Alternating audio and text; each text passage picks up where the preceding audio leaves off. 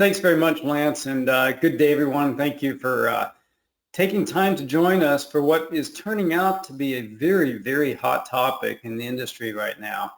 I'm responsible, as Lance said, for business development, for all things packet and optical, for Ribbon here in North America.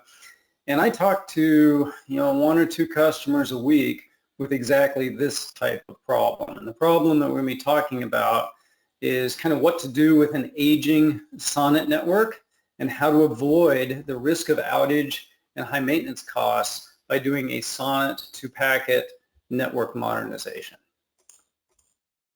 So just a brief word about Ribbon Communications. Ribbon has not been a household word in the area of packet and optical. However, Ribbon merged with a company called ECI Telecom in March of this year.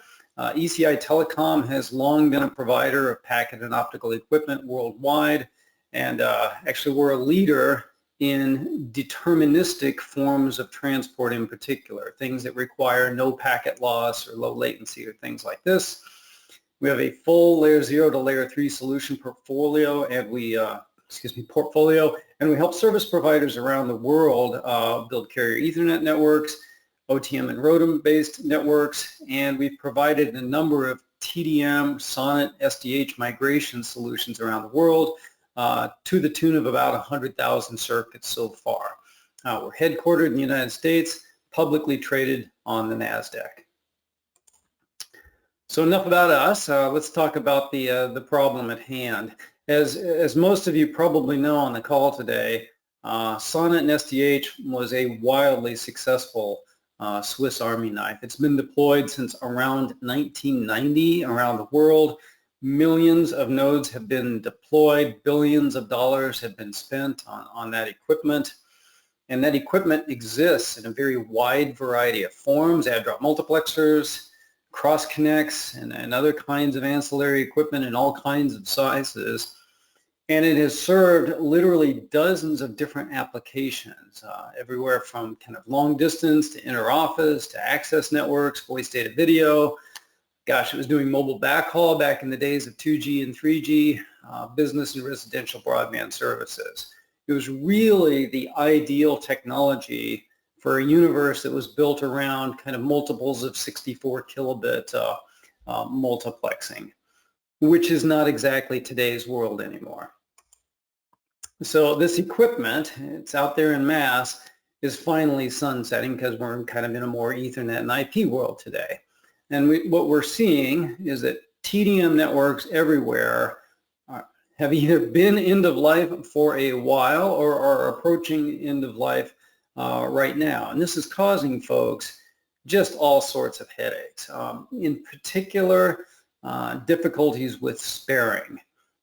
Again, talk to a customer or two a week on this, and almost universally, somebody out there has some kind of SONET or SDH network, and they're getting their spares on eBay. Or the joke is, and it's really not funny, kind of the under-desk local warehouse. So Joe has a plug-in of that kind under his desk. Let's go grab it. And that's just an awful situation for people to be in. So there's a lot of fear that, if folks lose a card, they're going to have an outage. So they're looking to do something. And also the maintenance and support costs are very high for the equipment that is not technically end of life. A lot of the vendors are raising the support fees, so the cost is going up of supporting these networks. A lot of these networks have special expertise that is required. Fewer and fewer technicians know how to do things like DS1 wire wrap, which used to be a big deal back in the day. And also these systems are very space and power hungry. So there are cases where a service provider is running out of room in the office, and boy, it's a much better deal if you can kind of replace that power hungry and space hungry SONET equipment or SDH equipment rather than deploying new batteries, for example. So this problem has kind of been looming for many years, but it's really starting to hit folks pretty hard right about now. So while the equipment is kind of croaking, if you will, the TDM interfaces and handoffs themselves and the service requirements associated with those handoffs are actually kind of sticking around. Todd in particular will walk you through several different flavors of applications that we're seeing, but generally they fall in a couple of categories. One is DS3 and DS1 voice trunk interconnections to incumbent local exchange carriers. So for example, there are service providers here that are delivering a voice service. In order to deliver that voice service, they have to hand trunks off to other ILECs, and those trunk handoffs are DS3 or DS1 based, and at least in the United States and I think in Canada as well, there's a financial and regulatory incentive to sort of maintain that kind of TDM handoff as you go between carriers. The second flavor of application that we're seeing a lot of is business enterprise customers, and they still want their DS1s and they still want their DS3s and their OCNs to hand off to the service provider. And they still want the service characteristics associated with TDM. And usually the reason the enterprise wants this is because they have maybe their routers are already equipped with DS1 interfaces, maybe it's sensitive traffic, they don't want to roll away from DS1, they just want to keep it, they don't want to roll away from DS1 to Ethernet, let's say, they just want to keep it DS1 or DS3. Sometimes there's specialized equipment, like a computing front-end processor, if you remember those things, and those things really function best with a TDM interface. So there's actually, I think most service providers would rather see the enterprise customer roll on to an Ethernet or an IP service, but sometimes the enterprise, they need what they need, and it's DS1s and DS3s. So the question then is, if I've got all this aging infrastructure, how can I get out of that problem and minimize my risk of outage and cost, but still deliver the interfaces and the service requirements that are needed for the application? And the technology to do this has actually been around for quite some time. It's circuit emulation, you may know. Circuit emulation is basically chopping up TDM circuits, whether they're DS1s, E1s, DS3s, E3s, STSs or VC3s and 4s. You take those TDM circuits, you chop them up into packets, and at the far end, thankfully, you reassemble them back into circuits. So you sort of bookend things end to end. There's many standards for this, and these standards have been around for quite a while. There's actually 3 IETF standards. There's the SATOP standard, which came out in 2006. There's the CESOPSN standard in 2007. There's a SONETISDH over packet, or the SEP standard, which came out a long time ago as well. Those are 3 IETF RFCs. And actually the MEF even got involved with the MEF8 standard way back in 2004. So the technology has been around. We'll talk about some of the details of these technologies in a few slides, but the point here is these technologies have been around forever. Initially, they were positioned as, boy, this can be a bandwidth efficiency play. I've got a DS3, for example, or an E3, and it's not full of DS1s or E1s. I'm transporting a lot of air. Wouldn't it be more bandwidth efficient just to take the DS1s I need, chop those things up into cells, and just transport, less bandwidth? And, bandwidth just kept getting cheaper and cheaper, and it was never really enthusiastically embraced. The other kind of positioning for it was kind of a convergence network play. Say, boy, I don't want to have a TDM network and a packet network. Let me just roll everything to packet network. It's cleaner, which it would have been, but if your TDM network is already in play, who really wants to spend the time to go and migrate stuff, kind of, if it ain't broke, don't fix it kind of thing. This technology did find a home in what I'll call critical infrastructure modernization, where electric utilities, oil and gas companies, folks like those who were using SONET or SDH equipment to transport SCADA-based telemetry data, oftentimes those networks would age out, they would modernize. So that's kind of where circuit emulation has found a home over the last 10 or 15 years. Never really took off for service providers because there was never really quite the right business case or focus. That is changing, and I'm imagining that's why you're with us on the call today, because folks' backs are just really up against the wall.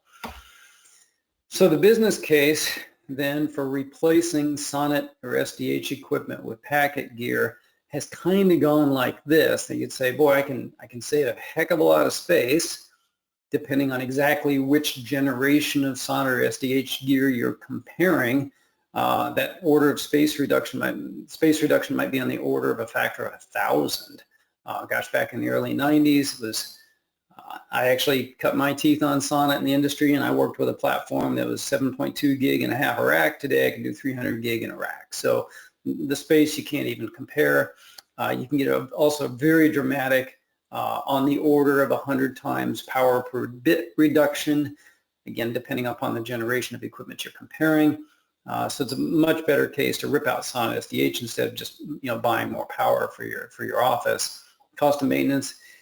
But I think what's really driving a lot of folks right now, or at least the folks I talk to, it's really the cost of customer retention. If I have an outage, how am I going to explain this to somebody, especially if it's an enterprise user with a sensitive computing application where they had to have a DS1 and all of a sudden I had a card fail, I couldn't replace it, and now I've got to go talk to my customer about this. That's what folks are really, really afraid of right now. So with that kind of background on the problem, let's spend a quick few slides just doing an overview of the main technologies. Let's look at the 3 IETF standards. These are the internet people you may know. The first standard we'll take a look at is SATOP, and then this is RFC 4553. And the intent of this standard was to take complete DS1s and DS3s or complete E1s and E3s and encapsulate them into pseudo wires. It was kind of a clear channel-based standard, so it would maintain all the framing structure. It wouldn't try to look at DS0s inside of things. And it was very agnostic to the payload. It could be voice, data, video, whatever. And the idea was bulk transport over MPLS networks, so you could replace a SONET ADM, because after all, a SONET ADM is not looking inside the DS1 or really inside the DS3. You just kind of do bulk transport specifically over an MPLS network, so it would would chop the circuits up into pseudo wires is the technology that it would use. The next IETF technology was known as CES OPSN, that's Circuit Emulation Service over a Packet Switch Network, RFC 5086. It would provide, this provides the capability to have individual DS0 level visibility, and the standard had a couple options to it. One option would support channel associated signaling or robbed bit voice signaling. This is where, let's say one of the bits every so often in a DS0 would be stolen for signaling, and that particular standard has the flexibility to support that, but most transport applications don't necessarily require it. But if you're replacing like a 1.0 DAX, that may be something that your 1.0 DAX had done, and you might need that functionality. But for bulk transport, SATOP is really the simple and probably the predominant way that people are going. The last standard there to talk about from the IETF is the standard at CEP, Circuit Emulation over Packet. And this is where you actually take SONET or SDH path structures and put them over a pseudo wire and MPLS network. So it emulate the entire SONET path structure, the STS, VT1.5, VC4, etc. And it was agnostic to the payload inside the path, but it would maintain the path level overhead. Okay. So then in the MEF got involved as well, and they had MEF8, which was PDH. Physiocratic digital hierarchy to impress your friends over Metro Ethernet, and it would have a DS0 flavor, DS1, DS3, E3, and E1. It didn't touch the SONET in their case, and they had a couple different modes you could run in. You could do a structure agnostic mode that was very much like SATOP, or you could do a structure aware mode, which was N by 64 kilobit aware like CSOPSN. And again, they had a couple of sub-modes, a basic mode where you didn't mess with signaling, or a CAS-aware mode where you did mess with signaling. Classically, in the case of MEF, they more specified kind of Ethernet service behavior, if you will. So they really didn't insist that these TDM circuits be mapped over a pseudo wire or an MPLS tunnel. So you see different implementations on the market. For example, some folks will just take DS1s and put it right over a VLAN and go out using plain old Ethernet, for example. That's an implementation that's out there. Okay, so that's a quick review on the standards. Maybe one final word on technology about synchronization. When you're taking DS1 circuits and DS3 circuits and putting them over a packet network, that packet network needs to be synchronized. And the reason for that is that there's a time stamping that's done. So when you're reconstructing the DS1 or the DS3 on the far end of the network, you can look at the timestamps and piece it together and play out the DS1 or DS3 kind of at the correct rate. So it'll play out at the same rate that it came in is the idea. So when you synchronize that packet network, actually just plain old Sync-E will work just fine. Or if you're a PTP kind of person, you can do IEEE 1588v2. Excuse me, yeah, that'll work fine. You can use PTP-based timing, and either method will work real fine. In the case there's an interruption in the network from a synchronization point of view, there is adaptive clock recovery at the endpoints, and that can take over for a short term if the network sync is interrupted for any reason. So that's a brief review of the problem space, the underlying technology that exists to fix the problem, and then we will turn over to Todd here in just a second, who will walk us through a bunch of use cases and applications. But before we do that, I thought it'd be a good time for a break. Maybe we'll go to a quick poll question.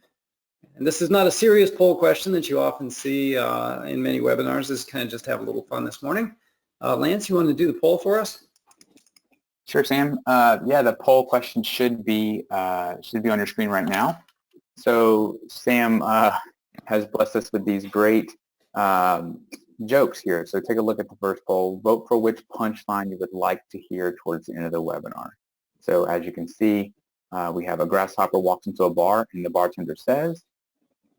We have a guy walks into a library and orders a hamburger. We have one windmill asks the other, who's your favorite band? And lastly, what do you call the leader of Old MacDonald's farm? So take a moment, select your choice there, and then stick around towards the end of the webinar where Sam will give us the answer to one of these. Now, it is election season here in the U.S., so we're all about polls. So, vote early, vote often, and vote carefully. Some of these jokes are really just stupid, and you don't want to hear a stupid joke at the end. You want to hear a funny one. So think about which joke you want to hear the punchline for at the end, and we'll be sure to do that. The results are pouring in. So far, my favorite joke is winning. That's good news. You all have good taste. I see all of you are avoiding number 3. That's probably wise. But anyway, thank you for chiming in. We'll have some fun here and give away that punchline at the end. Okay. And I guess, Todd, I'll turn it back over to you. All right. Thanks, Sam. That's a lot of pressure there. I hope they're funny. Anyway, thanks again, Sam, and thank you again to everyone for joining us today. We're going to get into these use case and applications right now. Go ahead and jump to the next slide, Sam. So at one time and early in its development, circuit emulation services were seen as a very specific solution that satisfied the need of a very precise problem and the deployment rate and usefulness of this application seemed quite minimal. And and Sam mentioned this earlier on a few slides back, but more recently, due to the circumstances around the aging of the network, there have been a wider range of applications for CES that have been presenting themselves. And we'll use the next few minutes and slides to go over these applications that circuit emulation can solve and how operators can address these current problems. So I'll go into detail on several of these specific applications listed at the top left of this slide, but the first two presented themselves as a direct result of aging of legacy SONET equipment. The third-party leased line avoidance is something that has strapped operators for years. For the leased line application, we will show you how circuit emulation technology can reduce this legacy monthly recurring costs, or potentially remove it altogether. Now, as these SONET networks continue to age and become a problem, we feel that more and more CS applications will present themselves. These continue to come up week over week. As Sam said, he continues to meet with new customers, and it's similar but different applications, and we feel like those are going to continue to present themselves. There's just a massive amount of legacy SONET networks that are out there today, and they're honestly continuing to run just fine, but as projects or segments of these networks are upgraded or other applications come out, we'll find more and more applications will be coming out of it. So if we have any fans of the red-green show, operators are in a similar position to the Canadian handyman, and that their networks are still running well, but the issues and costs will present themselves if not addressed. However, instead of trying to fix it with duct tape, operators can address this complex problem with circuit emulation. Due to the size and complexity of most embedded SONET networks, many operators are facing an end-of-life scenario that could take 5 or up to 10 years to upgrade. Rather than tackle it all in one go, we're hearing and finding that they'd rather take it on, they'd rather not take on the massive costs and the operational complexity of an overall network upgrade, but rather they find it beneficial to break these upgrades into discrete projects, allowing them to justify the expense and focus on the more older or problematic segments of the network. By doing so, they can also simultaneously mine spares from the networks that they replace and reallocate that equipment for other problem areas of their network, creating some relief to the operational costs of the SONET segments of the continued network. Okay. And actually, if I can just climb in here, that's been one of the most fascinating things to me as I've talked to different service providers about this problem. Because SONET was used for so many different applications, it's not unusual at all for a service provider to have 3 or 4 or 5 of these different applications that they're serving with actually 3 or 4 or 5 different networks. So they're kind of looking at those networks saying, okay, this one is the one that's most at risk, or this one is the most painful for me for whatever reason. I want to start on this first. So they're kind of attacking the problem in pieces rather than trying to do the whole shoot and match it at one time. Right. I'm sorry. I will advance the slide. Thanks, Al. Okay, so the first use case that we're going to go into is the voice trunk transport, which this application has presented itself in many operators that have a legacy VoIP application. At one time, this was almost a weekly discussion. Typically, in these networks, the handoff to the carriers have been DS1 or DS3, and 10 plus years ago, operators could easily solve this transport requirement from the carrier locations or PSTN back to their own central office or hub with a SONET network. These networks have been delivering this service with no issues for years, but now as the SONET gear is end of life, difficult and costly to maintain, the CES solution presents itself as a way to get off this end-of-life hardware and onto something that can carry them for multiple years down the road. So now on this slide, now we're showing how you can solve the voice trunk transport with a circuit emulation solution.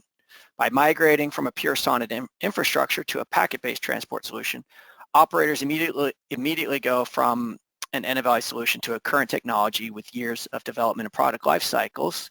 And as shown in the drawing, the networks maintain their existing DS1s and DS3s to the ILEC, as well as the OC3 handoff to the voice gateway for VoIP connection. However, the core transport is now running over an MPLS or Ethernet-based network, while still maintaining the voice grade transport need. This blue cloud in the middle, the blue cloud or transport cloud could be a variety of things to meet whatever the operator has existing. Most commonly, it's an Ethernet or an MPLS or an MPLS-TP network, or it could even be a DWM network with DWM or coherent optics on the CE devices.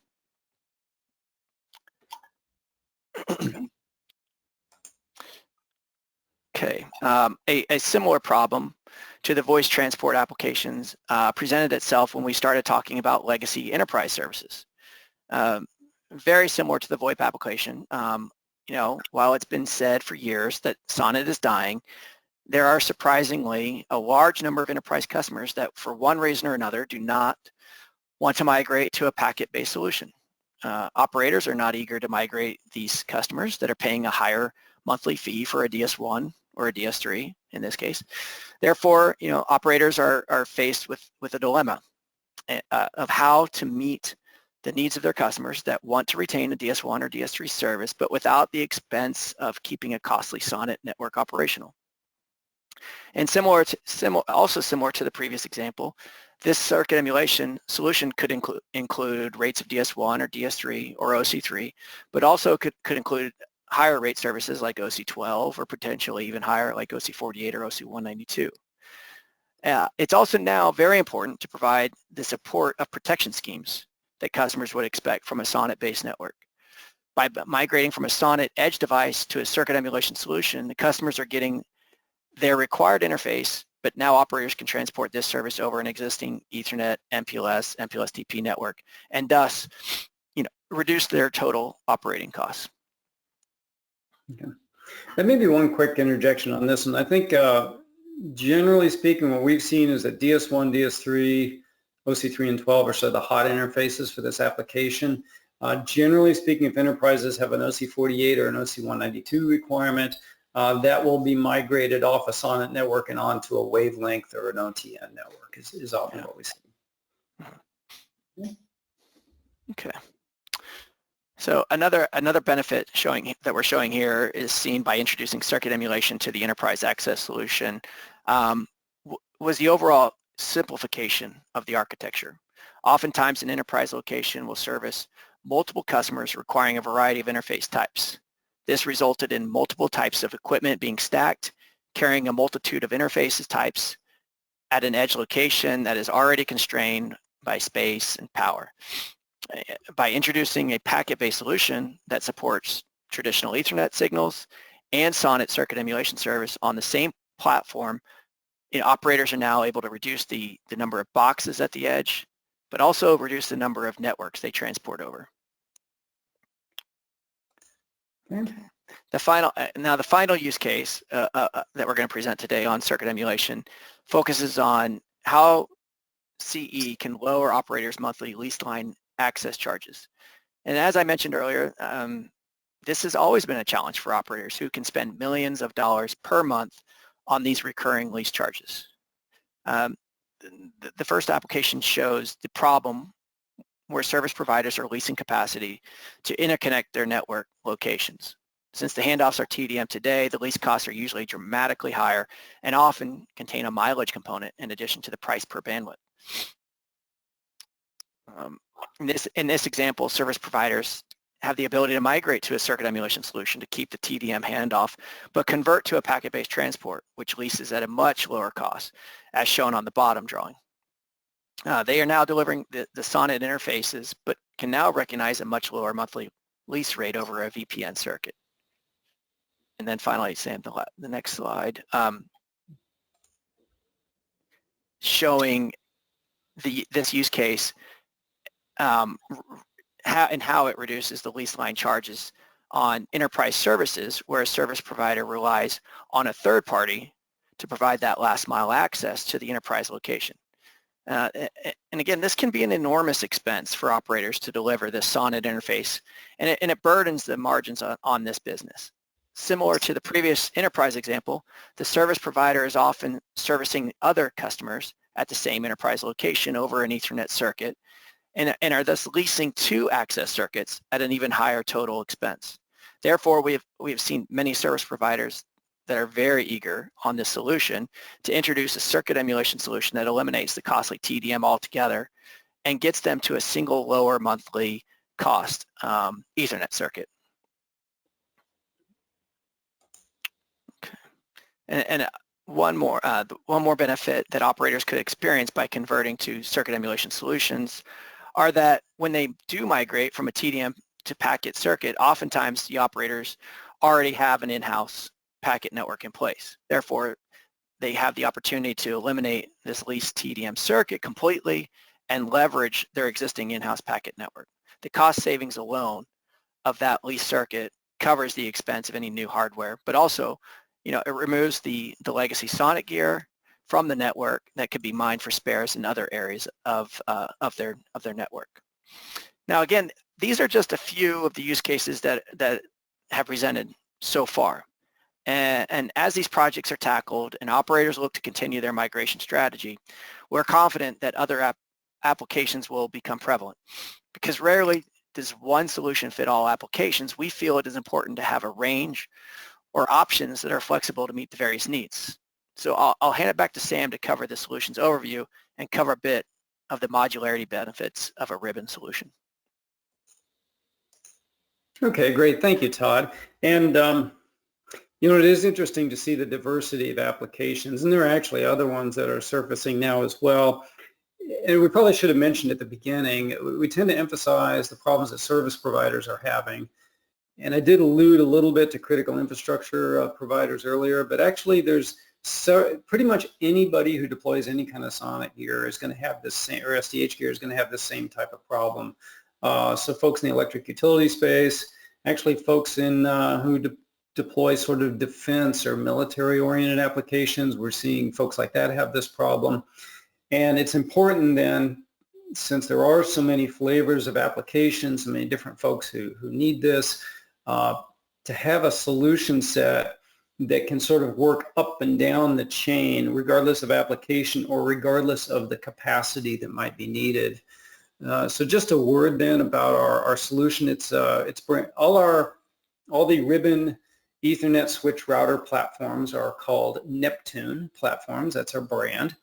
And so these are fundamentally Ethernet switch routers. And we have everything from a very small Neptune 1010 all the way to a larger Neptune 1800. These platforms basically all have similar hardware. They all run the same operating system and they even look the same. So it's basically one product family, which is very different actually than some of the other circuit emulation solutions that are on the market today. There's another brand, I won't mention their name. They have a big solution and a small solution. And their big and small solutions actually come from completely different product lines within their portfolio. So they have different hardware and software options. You operate them differently, and they have something large and something tiny, and they don't cover the in-between space very well. But with Neptune, we go up to something that's very large to something that's very small.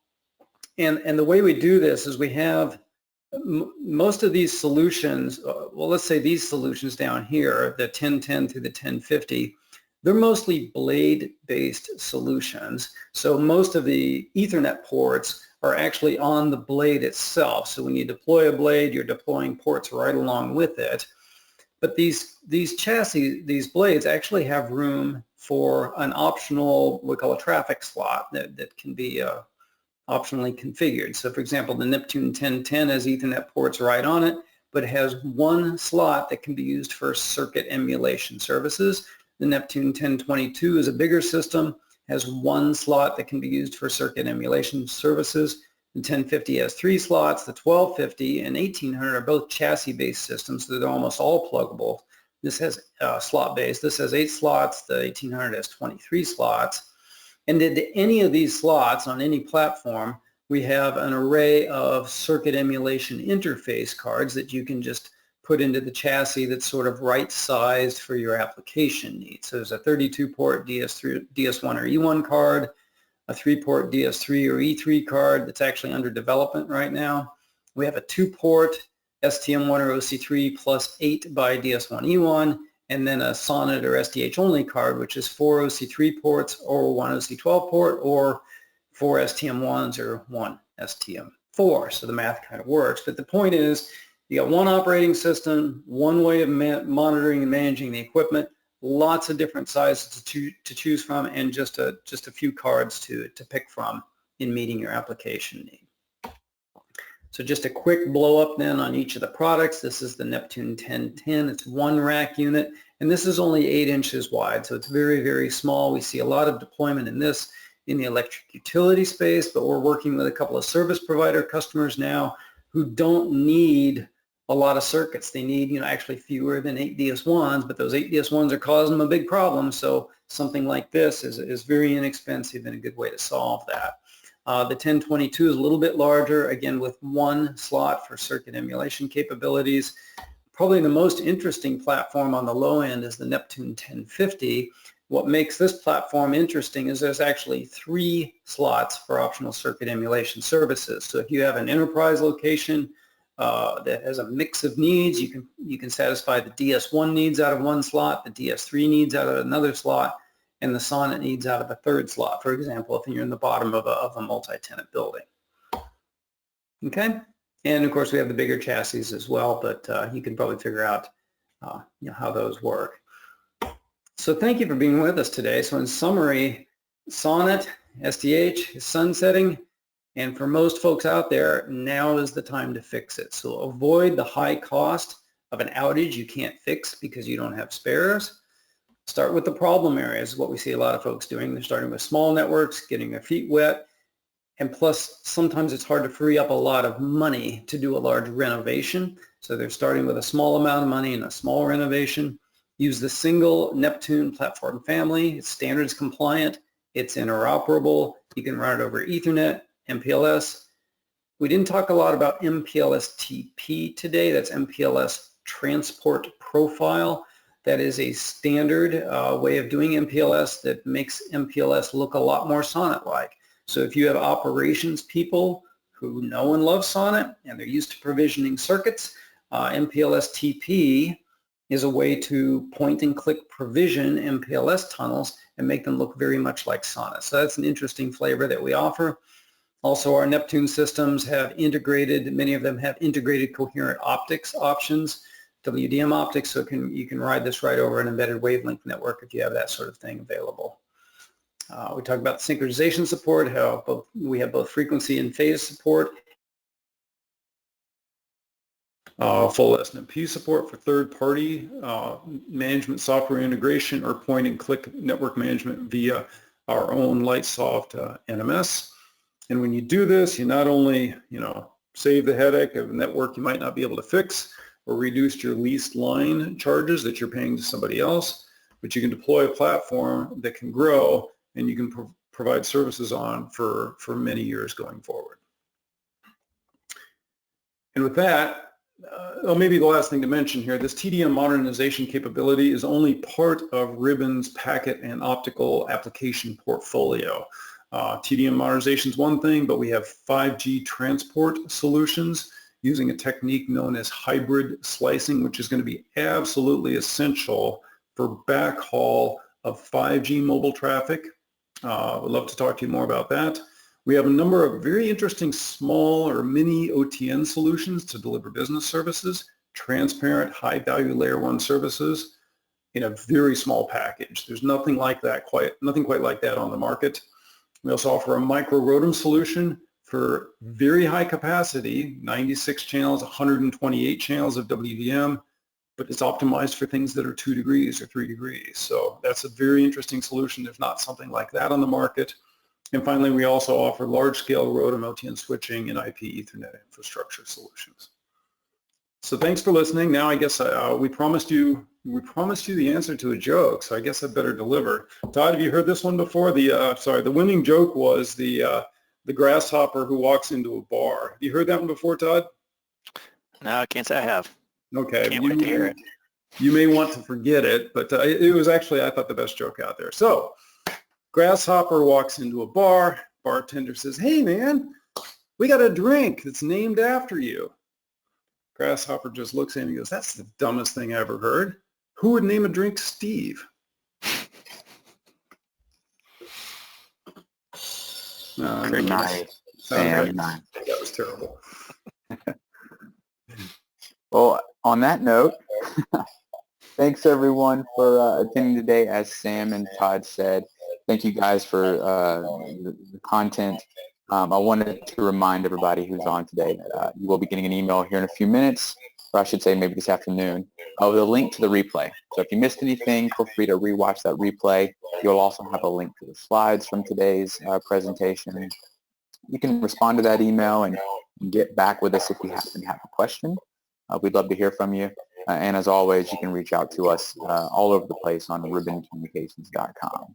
So Sam and Todd, any last parting words besides the punchline before we let everyone go?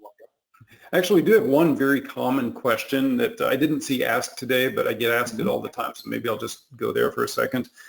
Since there's so many different circuit emulation flavors, people wonder which one is the best one to use, and it really depends on the application. But the one we see the most prominent need for so far has been SATOP. So basically, they're taking the entire DS1, the entire DS3, and just providing transport to that over a pseudo-wire MPLS network. That sort of seems to be the favorite, and it's a very good fit for actually using MPLS TP. You put it over pseudo-wire, over an MPLS TP tunnel, and provision it just like you did the old VT1.5 or STS1, but now it's on a shiny new platform.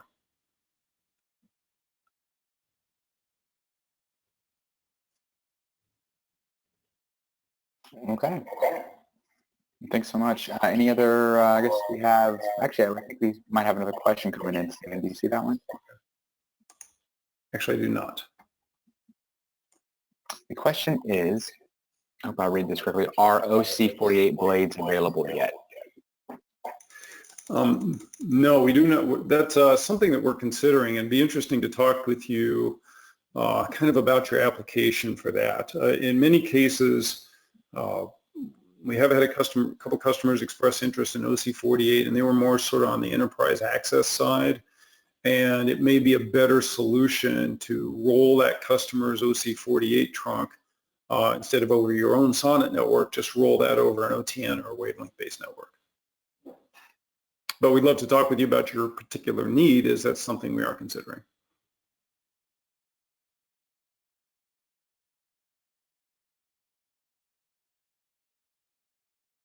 Okay, I was just pausing a moment or two to see if we had any more pop in.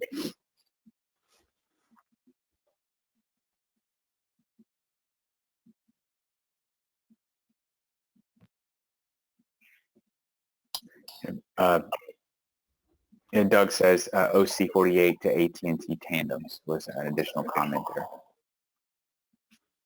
Okay, yeah, I'd be happy to follow up with you on that. Thank you for clarifying. All right, everyone. Again, thanks again so much for today. We try to do these as often as we can. If you do have a question that you think of later, please respond to that email that you'll get this afternoon. Appreciate everyone's time today, and we hope to see you again on the next webinar shortly down the road. Thanks, Sam. Thanks, Todd. All right. Take care. Thanks, everyone. Bye.